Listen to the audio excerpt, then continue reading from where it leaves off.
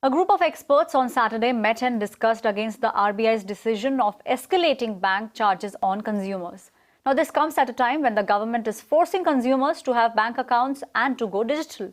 Experts discussed a host of issues and solutions and will present a joint memorandum to the RBI and the Finance Ministry. Now, my colleague Disha Shah was a part of that meeting and she caught up with a few of the bankers who were present there. Listen into their demands and solutions. One of the simplest things that we are talking about, which actually triggered this whole discussion, is that we think that the consumer is never consulted and that charges are going haywire, and there has to be some control and solution to how banks are going to charge us, because we believe that the spread that banks in India enjoy is the largest in the world, and that should cover most of the costs that they're trying to impose on us. And now every single service that they're providing to us, they want to charge us separately. I think that's unacceptable.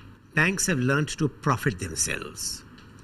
The senior employees take huge packages and then they say that our charges are high, our costs are high, the customers pay for it. At the same time, there are some banks which have higher charges because the government has put Jan Dhan accounts onto them. If the government has put that extra responsible banks, the government should be reimbursing those costs. Why double tax the customer? No, my thinking is that we need transparency and accountability, and the regulations should put a credible threat to the banks that if they are unfair to their customer, the customer will walk away, and that walk away should be facilitated seamlessly.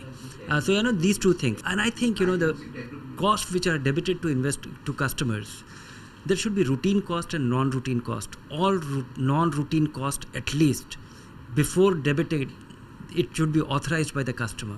We can't leave our wallet with the banks and leave them at liberty to pick money from that anytime. Just like some time ago in mobile, we had an issue with the charges and the call charges and value-add services. And one of the big things that has reduced the complaints to a considerable extent has been the mobile number portability.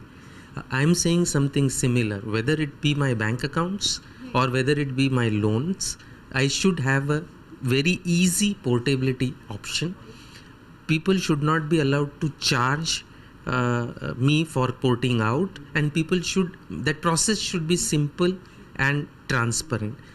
It is all the more important that portability be seamless in loans, because now for a large part of the home loans, there is going to be government subsidy that is going to come in under Prime Minister's Awas Yojana. So if the banks are overcharging, effectively part of that subsidy is being appropriated by them, and that clearly is at the taxpayers' from the taxpayers' money. So I think it is very important that a easy, transparent and seamless portability service is available, whether I am a depositor or whether I am a borrower.